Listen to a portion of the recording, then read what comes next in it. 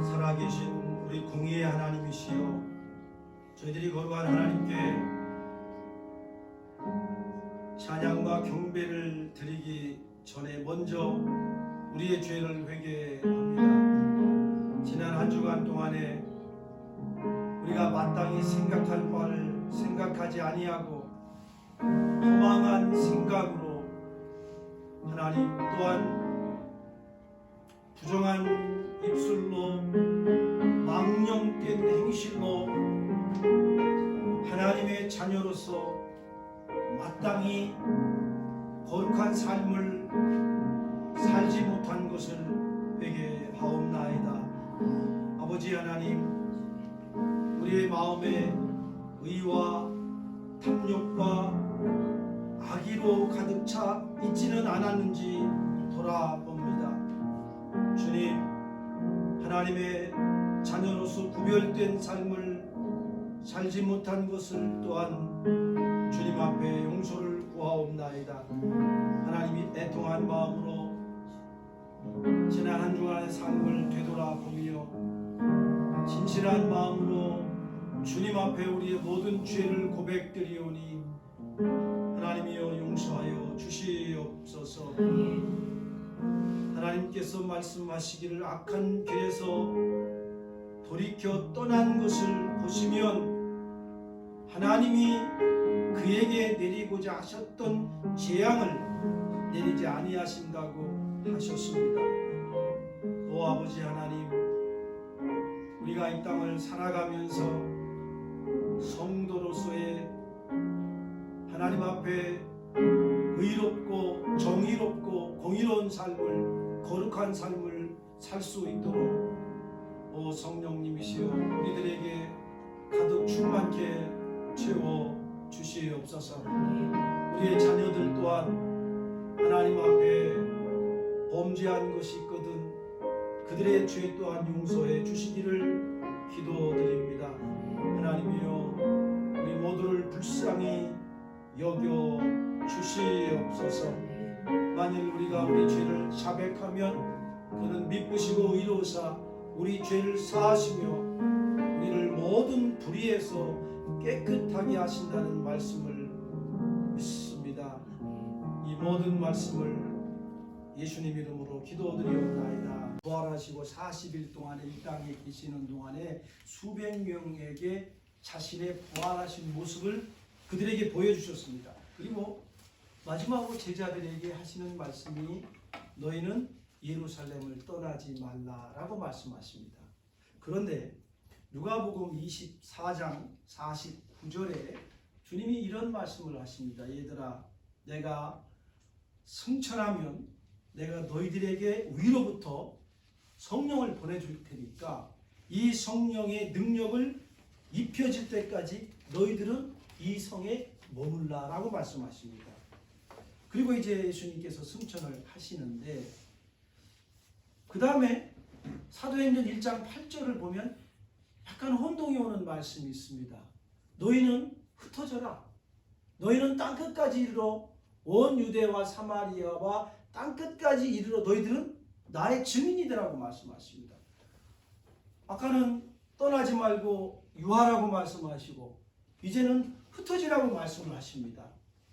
여러분, 이 말씀을 조금 설명을 드리겠습니다. 이 말씀의 맥락은 이런 겁니다. 순서가 있습니다. 너희들이 성령을 받을 때까지, 내가 하나님 앞에 올라가서 너희들에게 성령으로 충만케 성령의 세례를 부어줄 때까지, 그때까지는 떠나지 말라는 거죠. 그러니까 1절 4절에 1장 4절입니다. 기다리라는 거예요. 그 다음에 너희들이 내가 보내준 그 성령의 충만함을 받으면 그때 너희들이 그 능력을 받고 사마리아와 땅끝까지 이르러 내 증인이 되라는 겁니다. 그러니까 성령께서 너희들에게 임하실 때까지는, 너희들에게 감동을 줄 때까지는 기다리라는 거죠. 그 다음에 흩어져서 너희들이 그때는 복음을 전하라는 거예요. 자, 보세요. 순종이라는 게 뭔가 한번 잘 생각해 보십시다.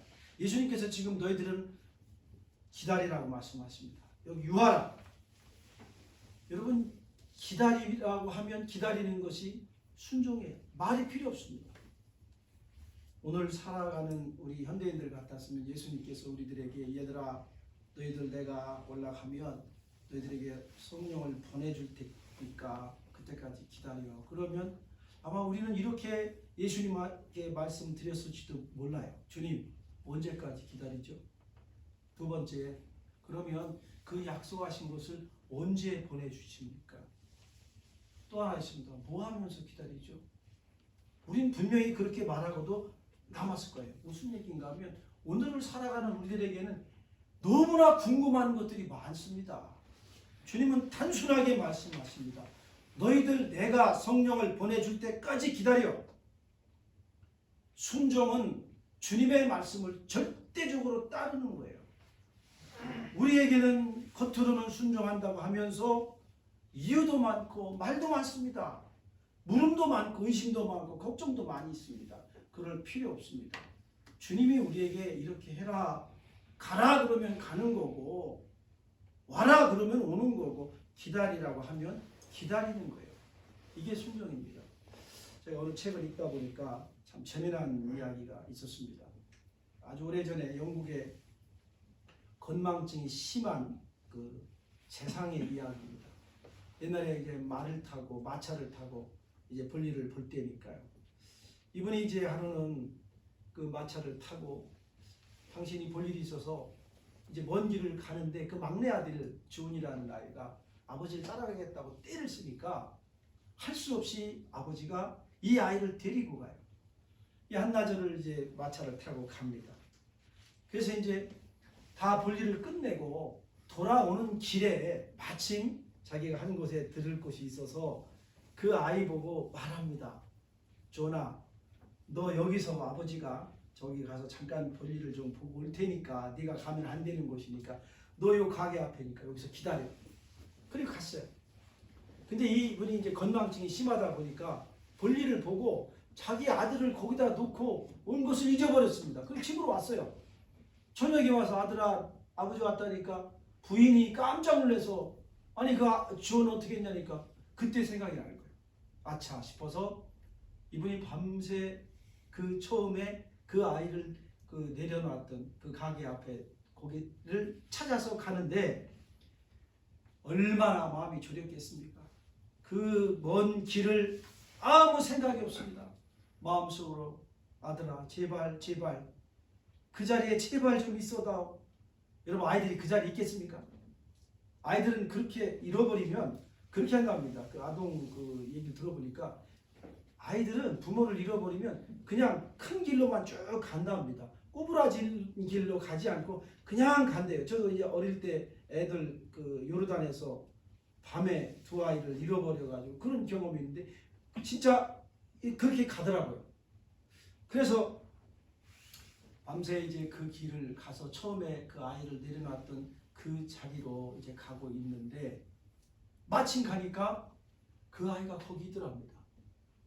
얼마나 기뻤겠습니까? 그런데 그 옆에 어른들도 같이 있더래요.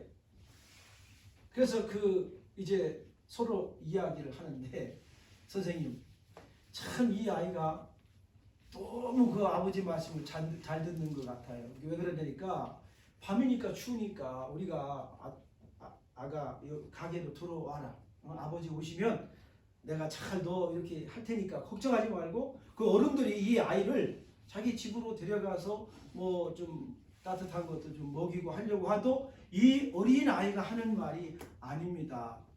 아버지가 저한테 꼼짝 말고 여기 있으라고 했습니다. 꼼짝 말고. 이 아이는 정말 그 자리에 꼼짝도 하지 않고 기다렸던 거예요. 이게 바로 순종입니다. 예수님께서 우리에게 너희들 기다려. 내가 너희들에게 성령의 능력을 보내줄 테니까 기다려. 1년이고 2년이고 10년이고 기다리는 것. 이게 순종이에요. 우리나라에만 항상 시끄러운 것 가운데 하나가 종말론입니다. 1994년 10월 28일 날 예수님 오신다고 해서 온 나라가 얼마나 시끄럽습니까? 우리나라에는 자칭 하나님이라는 사람이 한 200명이 된다고 합니다. 그렇게 교주도 많답니다. 예수님이 분명히 우리에게 말씀했습니다. 승천할 때. 내가 언제 올지 그건 나도 모른다. 나도 모르고 천사도 모른다. 아니 예수님 자신이 내가 언제 너희들을 데리러 재림할 줄 모른다고 말씀하셨거든요. 근데 어떻게 우리가 알 수 있겠습니까? 성경 해석을 이렇게 해서 날짜 계산하니까 이때다. 이런 엉터리가 어디 있습니까? 천사도 모른다고 했어요. 하늘에 계신 하나님만이 아신다고 했거든요. 그러니까 예수님이 우리에게 오늘 하시는 말씀이 내가 올 때까지 너희는 깨어 있어라. 기도하고 있어라. 준비하고 있어라. 내가 도적같이 호련히 너희들에게 임할 것이라고 말씀하셨거든요. 주님이 우리에게 깨어 있으라고 하면 깨어 있는 거예요. 기도하고 있으라 하면 기도하고 있는 거예요. 그러다 우연히 주님이 오시면 할렐루야, 우리는 하나님 앞에 가는 거예요. 예수님의 제자들은 대부분이 갈릴리 사람들입니다. 그들이 아마 이렇게 생각할 수 있을지도 몰라요. 아, 예수님도 안 계신데 우리가 예루살렘에 있을 필요가 있겠는가? 우리 농사나 지으러 가지, 다시 고기 잡으러 가지, 그렇게 그들은 생각할 수도 있었을 거예요. 예루살렘에서 갈릴리까지 승용차로 한 2시간이면 갑니다. 쭉 가면. 그런데 그들은 고향으로 가지 않았습니다. 예수님이 처음에 십자가에 못 박혔을 때는 그들은 돌아갔습니다. 고기 잡았잖아요. 다시. 이번에는 그들이 돌아가지 않아요. 그리고 거기서 기다려요. 왜? 주님이 기다리라고 했기 때문에. 그들은 순종하는 거예요. 만약에 그들이 그 자리를 비웠다면 성령의 놀라운 능력은 그들에게 임하지 않았을 거예요. 하나님이 우리에게 기회를 주실 때가 있습니다. 은혜를 주실 때가 있습니다. 보라, 지금은 은혜 받을 만한 때라고 했습니다. 여러분, 지금 은혜를 많이 받을 수 있기를 바랍니다. 120명이 기다렸습니다. 예수님의 말씀에 순종하는 것, 이게 올바른 자세입니다. 분명히 성경에는 120명이라는 숫자를 밝히고 있어요. 이 120명이라는 숫자는 12지파를 상징하기도 하고 새 이스라엘을 상징하기도 하는 그 숫자입니다. 거기에는 예수님의 12제자들도 있었고 여자들도 있었고 형제들도 있었고 그 밖에 예수님을 가까이 했던 사람들도 있었어요. 그러니까 이 120명은 그 시대에 주님의 부활 뒤에 남은 알곡의 제자들, 알곡의 신자들이에요. 이 말씀을 통해서 여러분이 이 시대에 알곡의 신자들이 될 수 있기를 바랍니다. 아멘. 알곡의 제자들이 될 수 있기를 바랍니다. 아멘. 이들이 주님의 부활을 증거했습니다. 이들이 마음을 같이 했어요. 그럼 이 사람들이 기다리면서 과연 무엇을 했을까요? 오늘 성경은 말합니다. 그들은 기다리면서 기도했습니다. 두 번째는 가룟 유다 대신에 그 빈 자리를 채우기 위해서 그들은 거기서 투표를 했습니다. 세 번째는 하나님의 말씀을 상고했다고 성경은 말합니다. 가장 중요한 것은 그들이 마음을 같이하여 오로지 기도에 힘썼다고 말합니다. 여러분 생각해 보십시오. 120명이 마음을 같이 한다는 게 쉽겠습니까? 결코 쉽지 않습니다. 자신의 생각과 마음을 오로지 주님이 하신 말씀에 집중했기 때문에 그들은 마음을 같이 할 수 있었습니다. 우리의 모든 삶의 기준은 하나님의 말씀입니다. 성경은 우리에게 말씀합니다. 나는 처음이요 마지막이다. 내가 알파요 오메가라고 하거든요. 알파라는 말은 그 아랍 영어로 하면 A예요. 오메가는 마지막 Z입니다. 주님이 분명히 말씀합니다. 내가 처음과 나중이다. 그러니까 우리가 모든 일을 할 때 그 시작할 때 기준도 하나님의 말씀으로 시작을 해야 되고 그 비결도 하나님의 말씀으로 끝을 맺어야 돼요. 우리가 마음을 같이 할 수 있는 것은 하나님의 말씀에 모든 기준을 두기 때문에 같이 할 수 있는 거예요. 여러분 오늘 여기 이렇게 하나님 앞에 모두 예배 드리러 다 나오셨습니다. 그 공통 분모가 뭡니까? 여러분이 하나님을 사랑하는 마음이 있기 때문에 하나님의 말씀을 사모하는 마음이 있기 때문에 오늘 여기 함께 오신 거 아닙니까? 제가 오라고 한다고 여러분이 오시겠습니까? 여러분 자식도 우리 마음대로 할 수 있나요? 안 돼요. 하나님이 여러분들에게 마음을 주셔서 하나님을 예배할 수 있는 마음을 주시고 하나님의 말씀을 사모할 수 있는 마음을 주셨기 때문에 그분을 경배하기 위해서 오늘 마음을 같이 해서 오늘 이 자리에 모인 거 아닌가요? 오늘 이 자리에 하나님의 은혜가 더욱더 충만하기를 바랍니다. 아멘. 그들은 겸손하게 마음을 같이 해서 기도했다고 합니다. 여러분 기도라는 게 뭡니까? 기도라는 것은 하나님의 허락을 기다리는 거 아닙니까? 주님 제가 지금 이러한 일을 하려고 하고 있습니다. 하나님 도와주십시오. 뭐예요? 하나님이 허락해 해달라는 거 아니에요. 또 나의 사정을 그분께 아뢰는 거 아닙니까? 내 뜻대로 하지 마옵시고 아버지의 뜻대로 하옵소서. 이게 신앙의 고백이에요. 칼빈이라는 신학자는 그 당시 이 120명이 드렸던 기도가 어떤 기도인가 하면 아주 끈질긴 기도였을 거라고 그런 해석하고 있습니다. 이 끈질긴 기도라는 것은 사도 바울이 우리에게 데살로니가전서 5장 17절에서 말씀한 겁니다. 따라하겠습니다. 쉬지 말고 기도하라. 쉬지 말고 기도하라. 이게 바로 끈질긴 기도예요. 이것이 하나님의 뜻이라고 말씀합니다. 사무엘상 1장에 이 끈질긴 기도를 하는 분이 한 분 나옵니다. 여자분입니다. 얼굴이 붉어질 정도로 꼭 술에 취한 사람처럼 그는 성전에서 하나님 앞에 기도했습니다. 얼마나 끈질기고 얼마나 집중적으로 기도했는지 사람들이 들어오고 나가는 것을 알지 못했어요. 근데 마침 그 당시에 거기 제사장 엘리라는 분이 들어가다 보니까 웬 여자가 술이 취해서 막 거기서 기도하고 있거든요. 그러니까 그분이 이런 말을 해요. 내가 언제까지 취해야 있겠느냐. 당장 포도주를 끊어라. 그러니까 술 끊으라는 얘기 안 해요. 그러니까 그 소리를 들었을 때 얼마나 이 한나가 마음이 아팠겠어요.